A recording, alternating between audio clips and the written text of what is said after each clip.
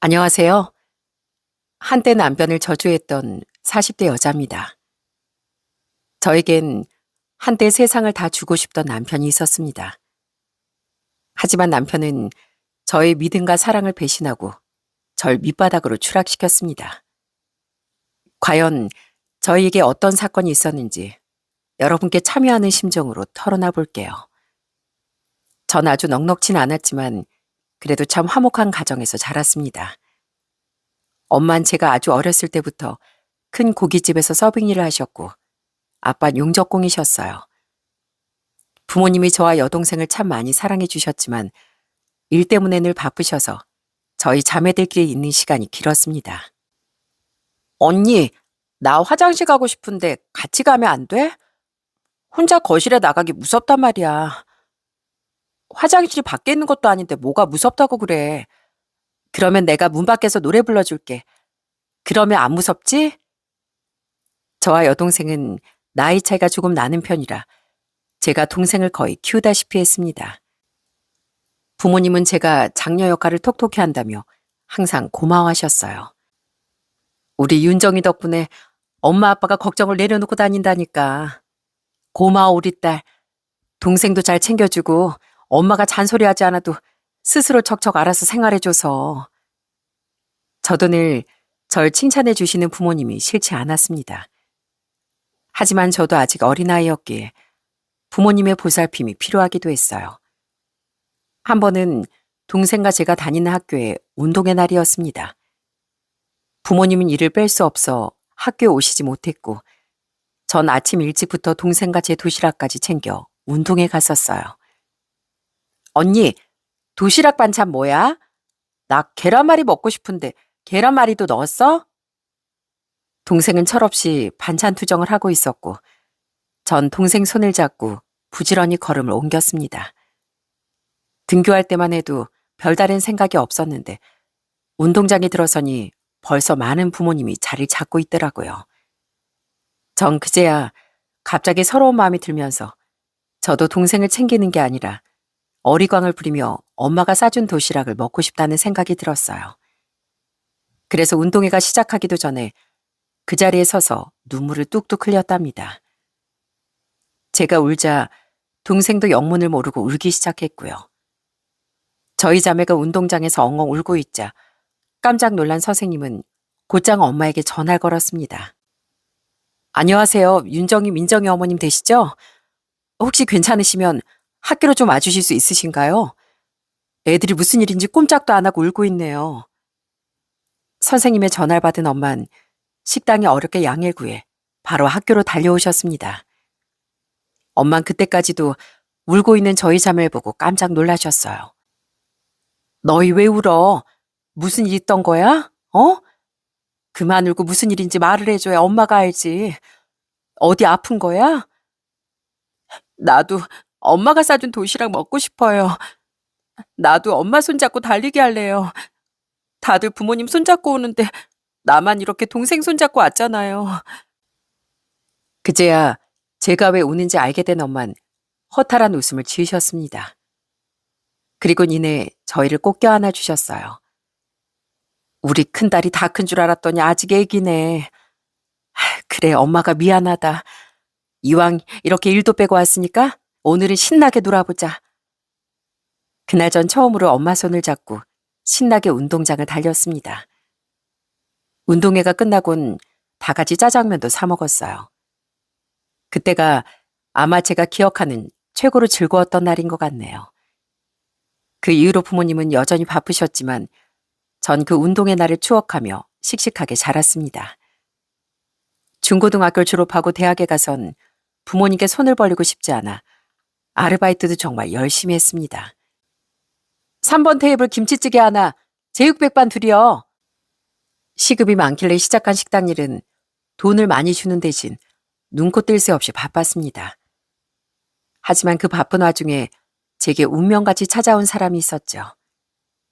그날은 유독 손님이 많아 직원들 모두 정신없이 뛰어다니고 있었어요. 저도 빠르게 서빙을 하던 중 그만 실수로 반찬 접시를 손님 앞에 떨어뜨리고 말았습니다. 아, 이거 뭐야? 양념이 다 튀었잖아. 이봐요. 일 이딴 식으로 할 거예요?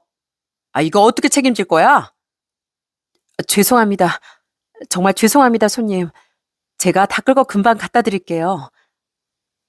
전 연신 사과라며 실수 수습하려고 했지만 손님은 계속 화만 내더라고요. 그러다 급기야 제 뺨이라도 한 대 때릴 기세로 손을 올렸습니다.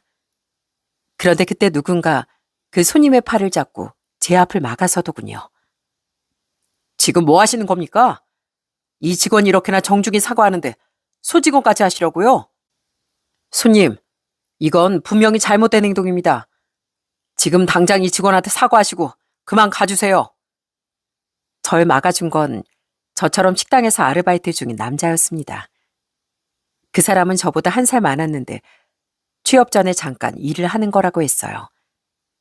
그 남자가 그날 제 편을 들어준 덕분에 전 얻어맞는 일은 피했지만 이 일을 알게 된 사장님이 노발대발하며 아주 난리가 났습니다. 너희 둘 다 뭐하는 인간들이야? 감히 손님한테 반찬을 쏟고 이래라 저래라 훈수까지도? 둘 다 누구 장사 망하는 걸 보고 싶어? 오늘부로 둘 다 해고야. 아주 꼴도 보기 싫으니까 당장 짐 싸서 나가.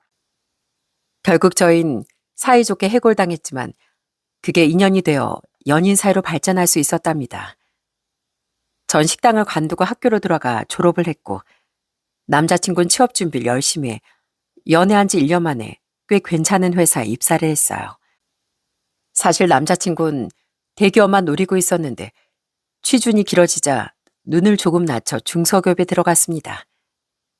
그래도 취업 합격을 하던 날 둘이 얼마나 기뻐했는지 모릅니다. 정말 축하해. 그동안 취준 생활하느라 고생 많았잖아. 이제 멋진 직장인이 되겠네, 내 남친. 윤정아, 너도 고생 많았어. 고마워. 내가 월급만 받으면 정말 좋은 거 다 해줄게. 내가 세상에서 널 제일 행복한 여자로 만들어줄 거야. 저흰 그 뒤로도 사소한 다툼 한 번 없이 연애를 이어갔습니다. 그러다 서로 결혼을 약속하고 먼저 동거에 들어갔어요. 서로 집을 합치기 전에 당연히 양가 부모님께도 인사드리고 결혼을 허락받았고요. 저희 부모님도 성실한 남편을 참 마음에 들어 하셨습니다. 장인어른, 장모님, 일단 집을 합치고 같이 살면서 결혼 준비 시작하려고요. 장인어른, 장모님 걱정 안 하시게 저희가 잘 준비하겠습니다. 저희 부모님께 무사히 합격 도장을 받고 며칠 뒤 전 예비 시댁을 찾았습니다. 우선 남자친구에겐 저처럼 여동생이 한 명 있었는데 안타깝게도 지적장애가 있었어요. 안녕하세요. 전 고선우 동생 고서정입니다. 처음 시댁을 찾던 날 절 보고 수줍게 인사하던 아가씨의 모습은 꼭 부끄러움을 많이 타는 천사 같았어요. 만나서 반가워요. 난 김윤정이에요. 앞으로 잘 부탁드려요, 아가씨. 연애 때 남편이 흘러가듯 하는 말이 아픈 동생이 있고 시댁의 사정이 많이 안 좋다고 하더라고요. 그래서 저도 어느 정도 각오하고 있었죠. 하지만 예상했던 것보다 훨씬 열악한 사정에 조금 당황하고 말았죠. 일단 첫 번째로 화장실이 밖에 있는 집은 정말 오랜만에 보는 거였습니다. 문을 열고 나가야만 갈 수 있는 좁고 오래된 화장실이었는데 겨울이라 그런지 찬바람이 쌩하고 들어오더라고요. 오빠, 미안한데 나 화장실 가고 싶은데 같이 가주면 안 돼? 혼자 가기 좀 무서워서. 전 그제야 어렸을 때 제 여동생이 왜 화장실 혼자 가는 걸 무서워했는지 이해가 가더라고요. 그리고 또 놀랐던 건 시댁은 아직도 기름 보일러 쓰고 있다는 거였어요. 하필 제가 갔던 날 기름이 똑 떨어져서 시부가 보일러에 기름을 직접 넣는 걸 처음 보게 되었답니다. 그리고 여기에 더해 저희 시부는 정말 짠돌이셨어요. 결혼 전에 처음으로 시댁에서 하룻밤 자고 간 날이 있었는데 제가 목욕을 하려고 하니까 보일러를 다 꺼버리시더라고요. 한 사람 씻을 때마다 죄다 보일러를 켜면 그 기름값은 어떻게 감당할 거야? 빨리 씻으면 물값도 절약하고 그렇게 춥지도 않을 거다. 하지만 전 그날 찬물 샤워라고 바로 감기에 걸리고 말았습니다. 그리고 잘 때도 바닥에 난방이 제대로 되지 않아 작은 전기장판을 깔고 몸을 구기며 선잠을 자야 했고요. 정말 무슨 혹한기 훈련하는 것도 아니고 그날 추워 죽는 줄 알았네요. 하지만 이런 상황에서도 이 집의 며느리가 되고 싶다는 생각을 하게 된 이유가 있었어요. 그건 바로 시어머니 덕분이었습니다. 세아가, 아까 네 시아버지 때문에 많이 추웠지? 에휴, 네 시부가 저렇게 구두세다. 이거 내 목도리인데 두르고 있으려무나. 목이 따뜻해야 몸이 따뜻한 거야. 내가 금방 가서 숭늉 한 대접 끓여올 테니까 여기 아랫목에 앉아 있어. 우리 귀한 며느리 괜히 몸 상하면 큰일이지. 새언니, 감기 걸리면 큰일 나요. 목도리 해야 해요. 꼭 해야 돼요. 고마워요, 어머님, 아가씨. 이 목도리 꽁꽁 두르고 있을게요. 시어머니는 절 무척 귀한 손님으로 대해주시며 하나라도 더 챙겨주고 싶어 하셨습니다. 전 어릴 때부터 장녀로 자라 시어머니가 아이돌 보듯 절 챙겨주시니 너무나 큰 감동이었어요. 시댁에서 얘기를 들어보니 찢어지게 가난한 형편이었지만 공부를 곧잘 했던 남편을 명문대에 보내기 위해 온 가족이 그렇게 안 입고 안 먹으며 열심히 뒷바라지를 했었답니다. 그래서 남편도 시부모님께 항상 미안한 마음을 가지고 있었어요. 부모님과 동생을 생각해서라도 내가 빨리 성공해야 하는데 대기업은 입사도 못하고 아직까지 이러고 있으니 두 분 얼굴 뵐 면목이 없어. 윤정아, 난 정말 꼭 성공하고 싶어. 비록 지금은 중소기업에 다니지만 두고 봐. 내가 반드시 우리 가족들 호강시켜주고 내 동생 제대로 된 치료도 받게 해줄 테니까. 시어머니는 남편이 이런 마음을 가지고 사는 걸 몹시 안타까워하셨습니다. 그래서 저에게 남편을 잘 챙겨달라고 몇 번이나 부탁을 하시더라고요. 내 아들이지만 저 녀석이 욕심이 참 많아. 아마 집도 어렵고 동생도 있으니 어깨가 무거워서겠지. 그러니까 세아가 네가 옆에서 잘 좀 지켜봐다오. 혹시 너무 욕심만 부리다 넘어지지 않게 옆에서 잘 다독여줘. 염치 없지만 이렇게 부탁하마. 네, 어머님. 제가 옆에서 잘 다독일게요. 오빠가 너무 앞만 보고 달릴 땐 잠깐 쉬어가도 괜찮다고 꼭 말해줄게요. 그렇게 저흰 양가 허락하에 동거를 시작했습니다. 그러다 조금 시간이 흘러 저희에게 예상보다 빠르게 아기가 찾아왔어요. 배숙에는 우리 아가야. 아빠 말 들리니? 내가 네 아빠야. 엄마 아빠한테 와줘서 정말 고마워.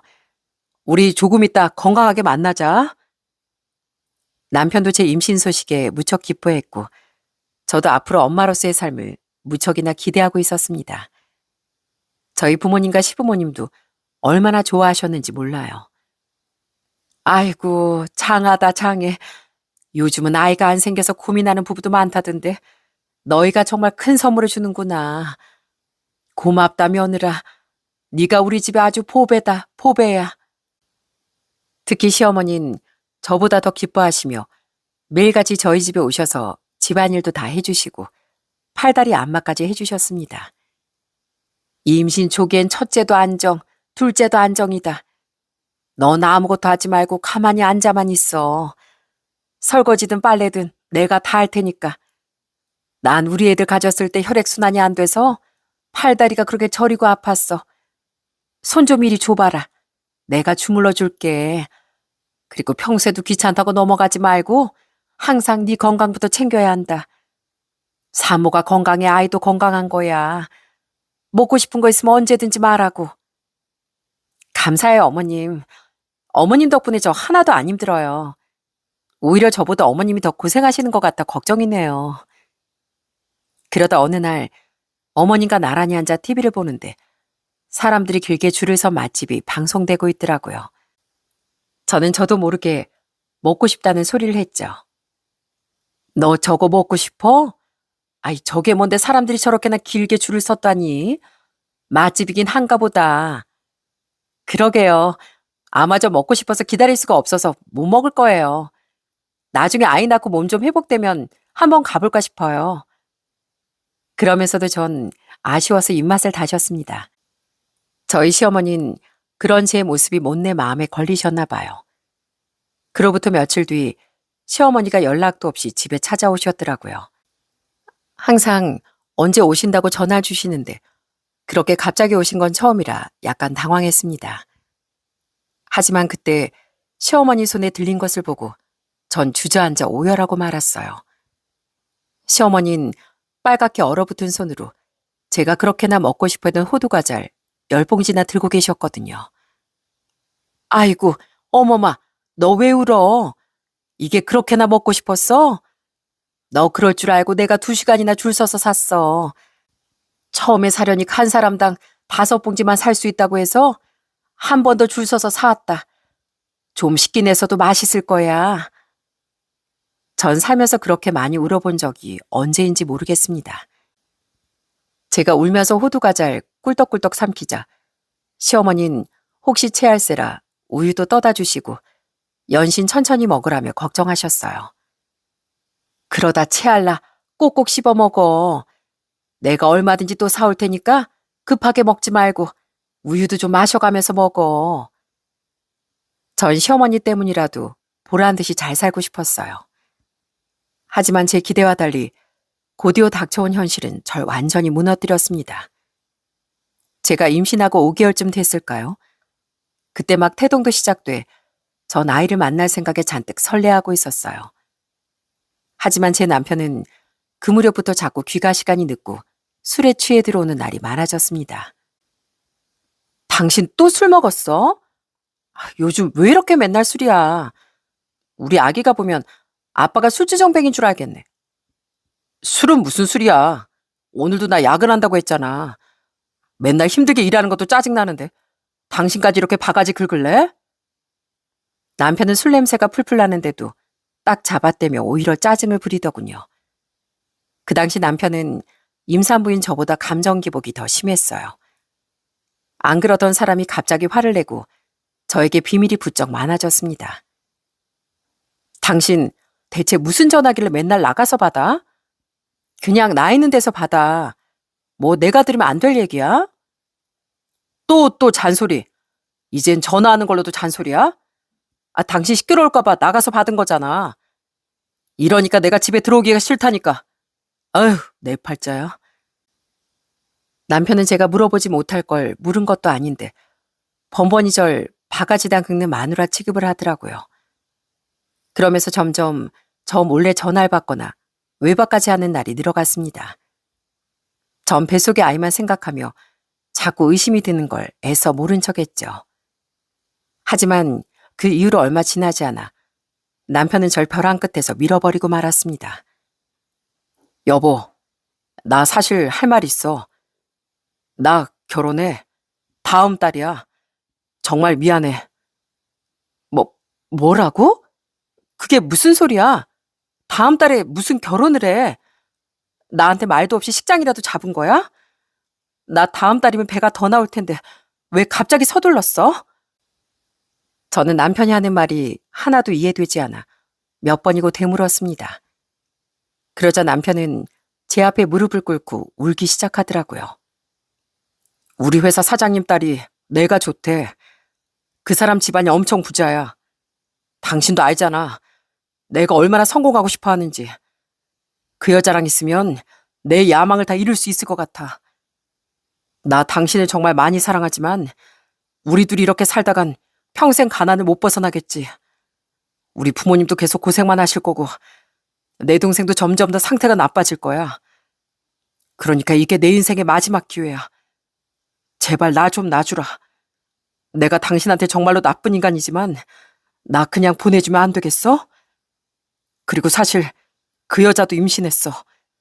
나도 지금 듣고 오는 길이야. 충격적이게도 남편은 돈 많은 사장님 딸과 바람이 난 겁니다. 어차피 저와 결혼식도 혼인신고도 하기 전이니 캥기는 게 하나도 없었겠죠. 당신이 어떻게 나한테 이럴 수가 있어? 그럼 우리 아이를 아빠 없는 자식으로 키우란 말이야? 어떻게 날 배신하고 다른 여자랑 결혼하겠다는 소리를 해? 미안해. 정말 미안해. 내가 나중에 죽어서 지옥 갈게. 그러니까 지금은 내가 하고 싶은 대로 살게 해줘. 평생 반성하고 살게. 정말이야. 언젠가 내가 성공해서 당신과 우리 아이에게 이 빚 다 갚을게. 당신하고 나하고 자그마치 5년을 만났어. 그 5년이 당신한텐 이렇게 단번에 버릴 수 있는 아무것도 아닌 세월이었어? 나도 우리 아이도 당신한텐 성공을 위해서라면 당장 버리고 떠날 존재들이었냐고. 난 못 헤어져. 난 당신 혼자 잘 먹고 잘 사는 걸 못 봐. 전 절대 헤어질 수 없다며 버텼습니다. 그러자 남편은 다음날 제가 울다 짖어 잠든 틈을 타 통장까지 챙겨 집을 나가버렸더라고요.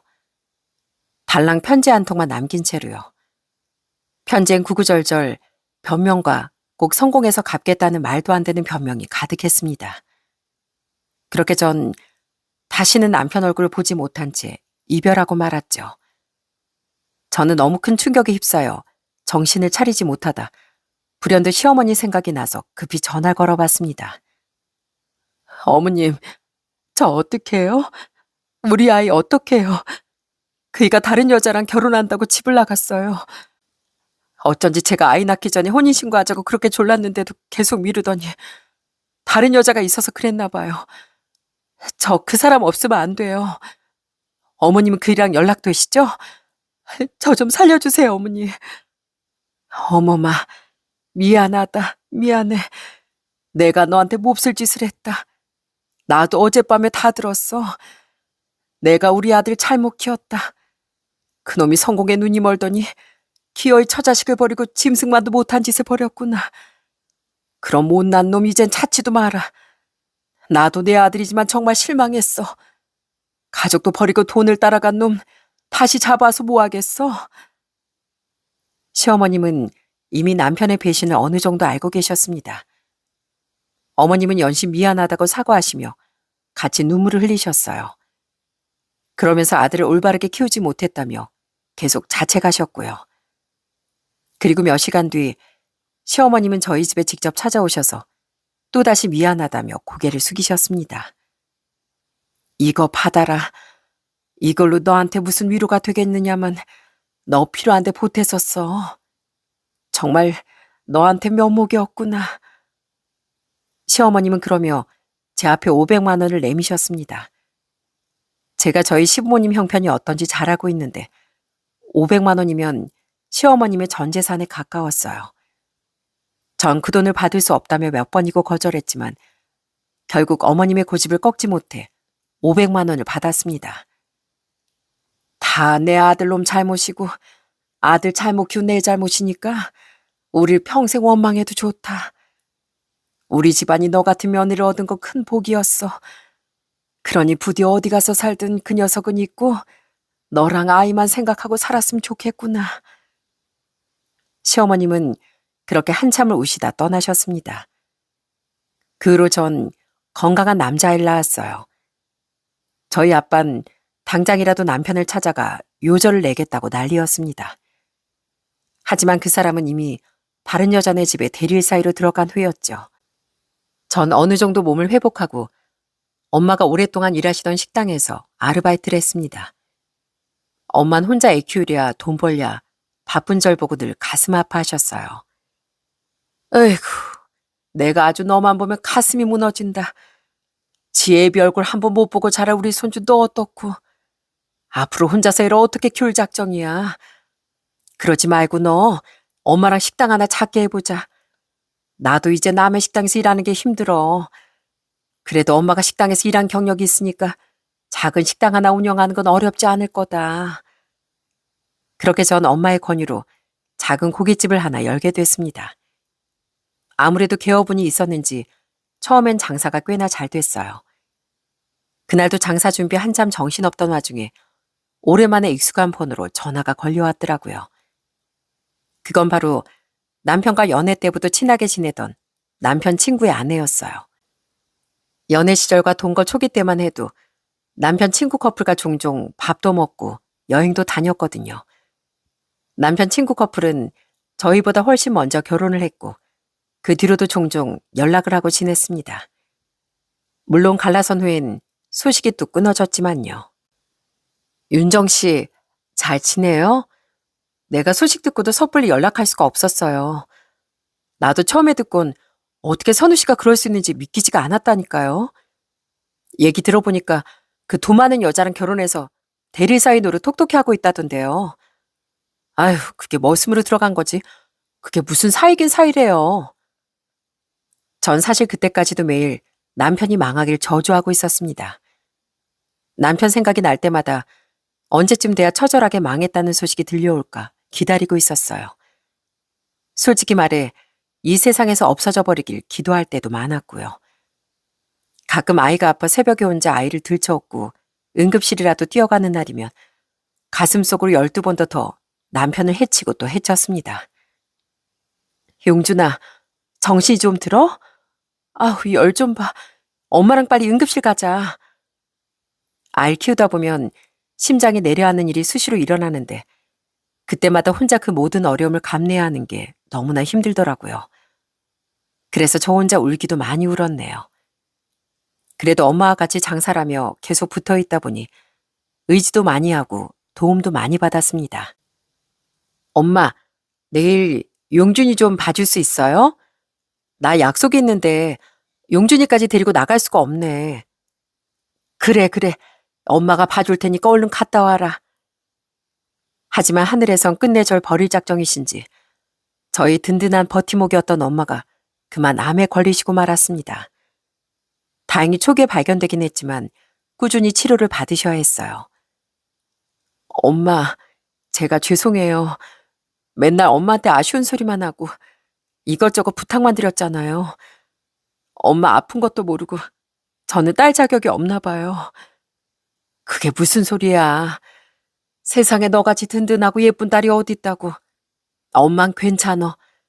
그나저나 너 혼자 가게 봐야 돼서 어쩌면 좋니. 너희 아빠나 네 동생도 직장일로 다들 바쁘고 말이야. 엄마는 아픈 와중에도 제 걱정을 하셨습니다. 엄마가 치료를 받으시는 동안 전 혼자 가게를 운영해야 했어요. 나름대로 열심히 했지만 시간이 갈수록 점점 장사는 안 되고 가게에 파리만 날리더라고요. 안 그래도 손님이 없는데 그나마 오시는 손님들도 자꾸만 절 힘들게 했습니다. 저 혼자 요리하고 서빙하고 계산까지 하는 걸 알았는지 밥을 실컷 먹고 계산도 안 하고 튀어버리는 인간들도 있었고요. 40만 원 가까이 고기를 주문해 놓고 노쇼를 해버리는 경우도 있었답니다. 전 어떻게든 돌파구를 찾으려고 애썼습니다. 그때 이미 통장 잔고는 마이너스였어요. 가끔 주변에 친한 지인들이 고기를 팔아주겠다고 일부러 다른 사람들을 데리고 가게에 와주기도 했는데 그럴 때면 꼭 생명의 은인이라도 만난 것 같더군요. 윤정아, 나 왔어. 오늘 지인들 모임 있는데 내가 박박 우겨서 너희 가게로 잡았다. 고마워 언니. 내가 서비스 많이 줄게. 내 생각해주는 건 역시 언니밖에 없다. 그중에서도 친한 동네 언니가 있었는데 자주 저희 가게에 와서 매상을 올려주고 갔습니다. 그러던 어느 날 그 언니에게 전화가 걸려왔어요. 윤정아, 나야. 요즘 장사 좀 어때? 저번에 보니까 손님이 별로 없던데 매번 그러면 가게 유지는 어떻게 해? 아, 내 말이. 언니, 안 그래도 우리 애 초등학교 들어간 거 알지? 애한테 들어가는 생활비 학원비가 장난이 아닌데 아휴, 장사도 하나도 안 되고 미치겠다니까. 워낙에 친하게 지냈던 언니인지라 전 속마음을 털어놓으며 약간 투정을 부렸습니다. 그러자 언니는 제 투정을 다 받아주면서 이런 제안을 해왔습니다. 요즘 자영업자들 힘들다 힘들다 하더니 그게 정말이구나. 내가 마침 너한테 전화 잘했네. 안 그래도 너 혼자 벌어서 애는 어떻게 키우고 가게세는 어찌 내는지 걱정됐거든. 내가 너니까 하는 말인데 집에 가만히 앉아서 돈 버는 법이 있어. 나도 그렇게 해서 벌써 꽤 벌었다. 너도 좋은 기회 놓치지 말고 투자 한번 해봐. 그 당시 몸과 마음이 모두 지쳐있던 제게 친한 언니의 제안은 너무나 솔깃하더군요. 그래서 대체 그게 뭐냐며 언니가 던진 미끼를 덥석 물었어요. 내가 요즘 부동산 투자하잖아. 너도 알지? 우리나라에서 부동산은 절대 안 망하는 거. 돈 있는 거 은행에만 넣어두면 어느 세월에 목돈 만들겠니? 그렇다고 주식을 하기엔 위험성이 너무 높고 우리 같은 사람들이 돈 벌 수 있는 유일한 투자가 바로 부동산이야. 당장 서울 집값만 봐봐. 예전에 5억 하던 게 지금 30억, 40억이 우습게 올랐잖아. 지금 부동산에 투자하면 5배는 벌어, 5배. 언닌 그러면서 본인이 점 찍어둔 땅이 있는데 저에게 양보하겠다고 하더군요. 그때 아무것도 모르던 전 언니가 절 위해 희생한다고 생각하고 너무나 고마워했어요. 그 언니와 제가 고향 선후배 사이로 알고 지낸 지도 몇십 년이어서 설마 저에게 사기를 칠 거라곤 정말 상상도 못했거든요. 그래서 전 물불 안 가리고 그 언니가 시키는 대로 움직였습니다. 엄마, 아빠, 지연 언니 알죠? 이거 언니가 본인이 투자하려던 땅을 저한테 양보한 거래요. 지금 투자하면 호재가 있어서 못해도 5배는 보장한대요. 정말이에요. 그러니까 남들한테 뺏기기 전에 저희가 먼저 투자해야 한다고요.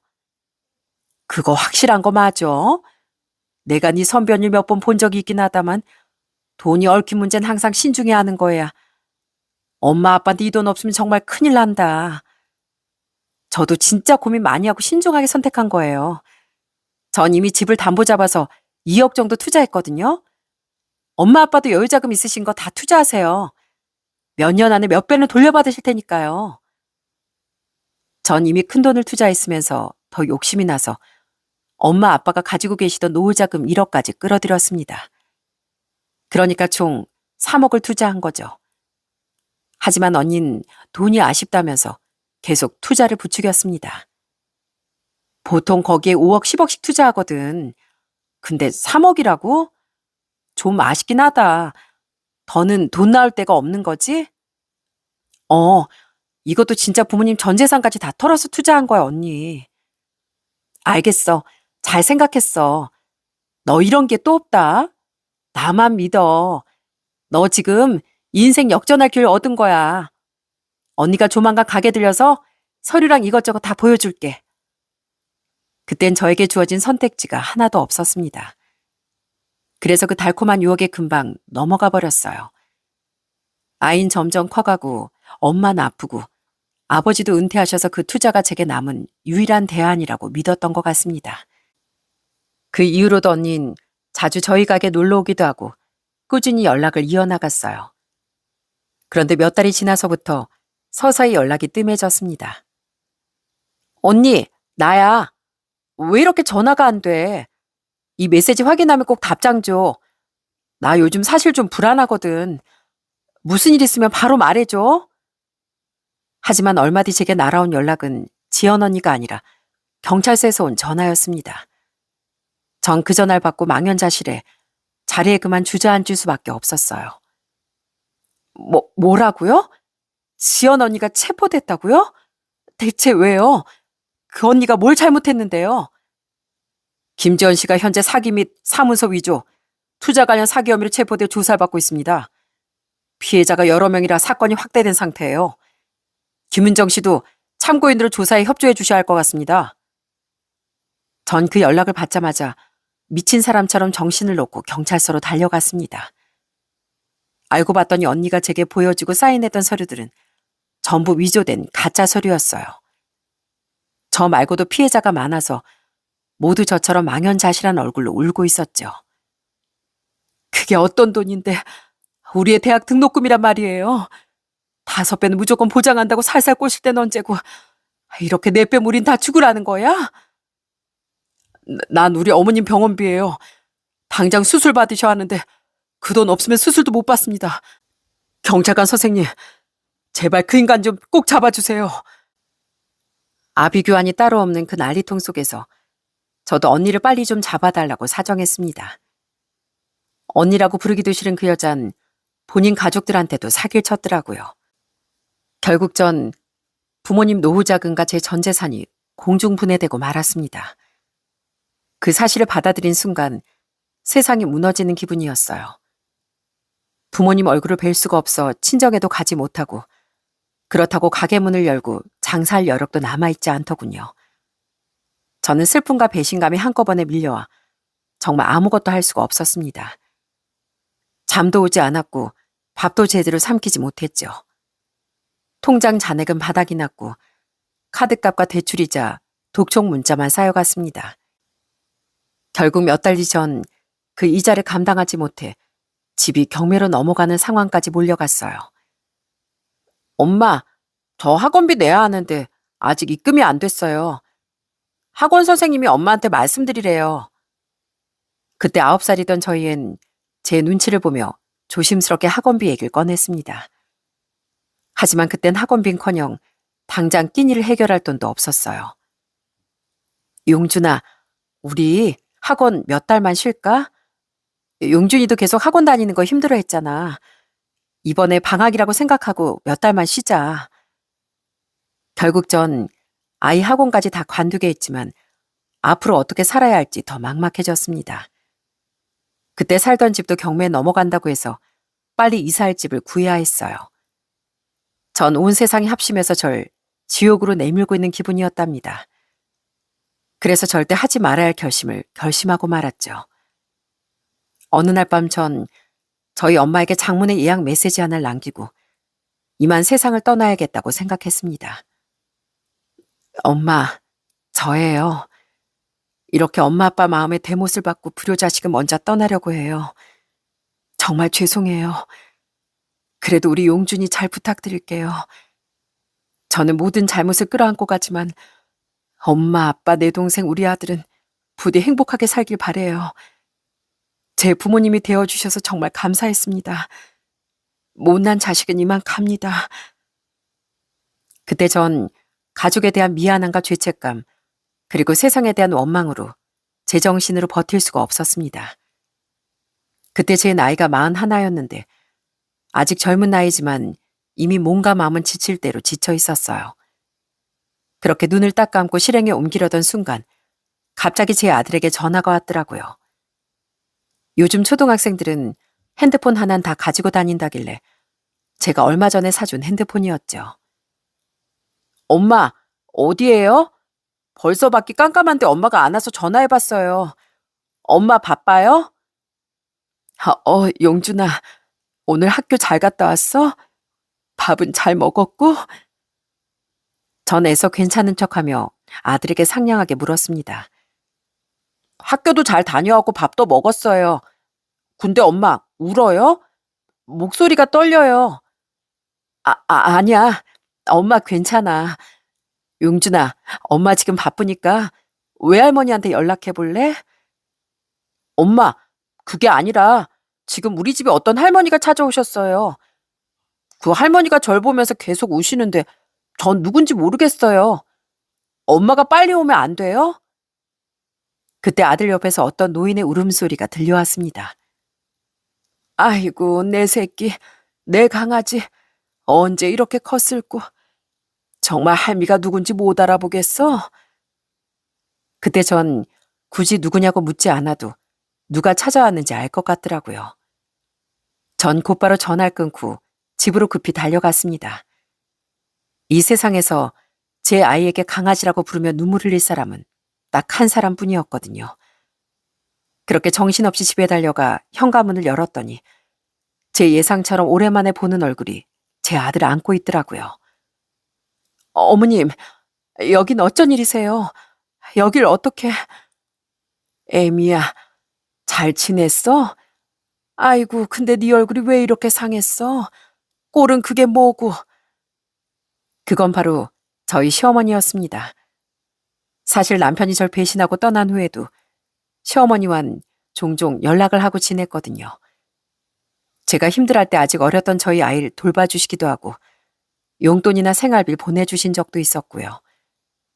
그런데 저희 아들이 4살이던 무렵부터 갑자기 연락이 뚝 끊어졌습니다. 저희 아들은 그때 너무 어려서 할머니 얼굴을 기억하지 못하는 것 같았지만 전 꿈엔들 잊을 수 없는 얼굴이었습니다. 어머님, 여긴 어떻게 오셨어요? 저희 한 5년 만이죠? 그동안 별일은 없으셨어요? 그러게나 말이다. 우리 손주가 벌써 이렇게 컸구나. 세월이 벌써 이렇게 흘렀어. 어머마, 사실 내가 너랑 꼭 가야 할 곳이 있다. 그래서 염치불구하고 이렇게 다시 찾아왔어. 시어머님은 저랑 꼭 가야 할 곳이 있다며 절 이끌었습니다. 전 아무 영분도 모른 채 어머님 뒤를 따라갔죠. 그런데 놀랍게도 시어머님이 절 데려간 곳은 한 병원이더라고요. 여기가 웬 병원이에요? 어머님 혹시 어디 아프세요? 아니면 아가씨가 입원이라도 한 거예요? 괜찮다면 병실에 한번 들어가 보겠니? 안에 널 오랫동안 기다리던 사람이 있을 게다. 전 떨리는 마음으로 병실 문을 열었습니다. 그리고 그곳엔 제가 세상에서 가장 증오하는 사람이 병색이 완연한 얼굴로 누워있더라고요. 그건 바로 제 전 남편이었어요. 경악스럽게도 남편은 대장암 말기로 시한부 판정을 받은 상태였고요. 윤정아, 나야. 그동안 잘 지냈어? 내가 당신하고 우리 아들이 너무 보고 싶어서 어머니한테 어렵게 부탁드렸어. 나하고 우리 아이 버리고 갔으면 독하게 잘 살 것이지. 왜 그러고 누워있어? 당신 정말 끝까지 나한테 이러기야? 이런 걸 보이려고 그러고 갔니? 그렇게 우릴 버리고 갔냐고. 제가 남편을 보고 울부짖자 남편이 희미하게 웃어 보였습니다. 여보, 기억나? 내가 나중에 꼭 죗값을 치르겠다고 했던 거. 지옥은 나 혼자 가겠다고. 그래서 나 벌을 받나 봐. 내가 분수에 맞지도 않는 성공을 꿈꾸고 욕심내고 가족을 버린 벌을 받는 거야. 남편은 펑펑 울며 아주 늦은 참회를 했습니다. 저 역시 눈물이 안 날 수가 없었어요. 그때 병실로 들어오신 시어머님도 저희와 함께 눈물을 흘리셨답니다. 5년 전 너하고 연락을 끊었던 이유가 그 무렵 선우가 암에 걸렸다는 걸 알아서였어. 처음엔 항암제도 잘 들고 수술에도 차도가 있었는데 전이가 되면서 그마저도 소용이 없게 됐다. 지난 5년간 우리 아들 하나 살려보려고 내가 안 해본 게 없어. 그런데도 재발하면서 이젠 영영 가망이 없다지 뭐냐. 이 사람 저 버리고 부잣집 여자한테 갔잖아요. 그 여자는 대체 뭐 하고 있는데요? 왜 이 사람 이 지경이 될 때까지 가만히 있었대요? 그 여자 말도 마라. 결혼 생활 내내 머슴 부리도 부려먹기만 하다가 선우가 아프다는 소식 듣고 바로 내치더구나. 환자 사인 필요 없다면서 돈이나 몇 푼 쥐어주고 바로 이혼하자고 그러더구나. 그렇게 병든 몸으로 처가에서 버려진 남편을 시어머니가 책임을 지고 병간호를 하고 있던 거죠. 남편은 뼈로 전이가 돼서 혼자 거동도 할 수 없었고요. 그런 남편을 나이 든 시어머니가 온전히 책임지고 있던 겁니다. 저는 그 모든 사실을 듣고 나서 너무나 혼란스러웠어요. 그 와중에 아이를 혼자 둘 수 없어 함께 병원에 왔는데 제 뒤에 숨어있던 아들이 고개를 빼꼼 내밀며 물었습니다. 엄마, 저 아저씨 누구예요? 누군데 엄마를 보고 울어요? 용준아, 네가 용준이 맞지? 네가 내 아들 용준이 맞는 거지? 어디 얼굴 좀 보자. 내가 네 아빠야? 정말 많이 컸구나. 아빠요? 저 아빠 없는데요. 우리 엄마가 아빠 없다고 했는데. 남편은 움직이기도 힘든 몸을 일으켜 간신히 아이를 껴안았습니다. 아빠가 미안하다. 아빠가 잘못했어. 우리 아들을 두고 아빠가 정신이 나갔었어. 내가 대체 왜 그런 짓을 저질렀을까? 이렇게 예쁜 우리 아들을 두고 너희 엄마를 두고 내가 왜 그랬을까? 정말 후회뿐이야. 나만 그렇지 않았어도 지금쯤 우리 모두 행복하게 지내고 있었을 텐데. 남편은 지난 날을 후회하며 아이에게 용서를 구하더라고요. 그렇게 9살인 저희 아들만 빼고 모든 사람이 울고 있었어요. 그때의 철없는 어른들을 위로한 건 바로 저희 아들이었답니다. 그러면 제가 아빠라고 불러도 돼요? 울지 마세요. 지금이라도 이렇게 만났잖아요. 아빠, 어디가 아파요? 얼른 나와서 저랑 같이 집에 가요. 저한테 아빠가 있다니 전 너무 좋거든요. 정말 고맙다, 용준아. 이런 못난 애비라도 아빠라고 좋아해줘서 고마워. 나도 우리 아들이 있어서 정말 살고 싶다. 같이 집에도 가고 이 다음에 우리 아들 대학 가는 것도 꼭 보고 싶고. 지긋지긋한 가난 앞에서 잘못된 선택을 했던 남편은 결국 천벌을 받고 말았습니다. 그동안 매일같이 남편을 저주하며 살았는데 정말 말기암에 걸려 투병을 하고 있을 줄은 상상도 못했어요. 시어머님은 제게 이렇게 와줘서 정말 고맙다며 하염없이 손을 붙잡고 우셨답니다. 너한테 내가 어떻게 우리 아들이 용서해달라고 하겠니? 그저 미안하다고 고맙다는 인사밖에 할 수가 없구나. 어머님, 저도 아직 저 사람을 다 용서했다고 말씀 못 드리겠어요. 그래도 한때 제 사랑이었고 아이 아빠였던 사람을 차마 내치지 못하겠네요. 전 인생이 너무 힘들어 스스로 생을 마감할 결심까지 했는데 남편에겐 그날들이 너무나 간절히 원하는 삶이었을 거란 생각이 들어 너무나 부끄러웠습니다. 그날 이후 전 시어머님을 도와 남편을 간병하고 있어요. 남편도 그렇고 병원에서 어떻게든 삶의 끈을 놓지 않고 열심히 치료받으시는 분들을 보면 저도 지난 날이 반성이 되더라고요. 사랑하는 가족들을 두고 못난 결심까지 했던 제가 한심스럽게 느껴졌고요. 아무것도 모르는 저희 아이에게 너무나 미안하기도 했습니다. 요즘도 제가 병원에 가지 않는 날이면 아이가 먼저 같이 아빠를 보러 가자고 조르기도 하네요. 엄마, 우리 아빠 보러 병원 가요. 저 아빠 보고 싶어요. 아빠한테 줄 선물도 이렇게 그렸어요. 가서 꼭 보여드릴래요. 저희 아들은 스케치북에 저하고 남편하고 우리 아들이 손잡고 서 있는 모습을 가득 그려놨더군요. 그 그림을 보며 저도 남편도 참 많이 울었습니다. 그동안 말은 안 했지만 아들이 아빠라는 존재를 무척 그리워하고 있었나 봐요. 남편은 제가 아들 손을 잡고 병원에 갈 때마다 계속 미안해하고 죄스러워하고 있답니다. 그러다 종종 옛날 얘기를 나누기도 해요. 당신 그때 기억나? 우리 식당에서 아르바이트 하다가 둘 다 나란히 쫓겨났잖아. 사장님한테 엄청 욕먹고. 맞아. 당신이 어떤 무서운 손님한테서 날 구해줬잖아. 당신은 그때 기억나? 당신 처음 취업하던 날 우리 엄청 좋아했는데 막 길에서 춤까지 추고. 그걸 내가 어떻게 잊겠어? 그 회사에 다닌 덕분에 보증금 300에 40만 원짜리 월세방이라도 구할 수 있었잖아. 지금 생각해보면 그때가 참 좋았어. 남편과 나란히 앉아 지난 날을 다 추억하기엔 저에게 주어진 시간이 그리 길지 않았습니다.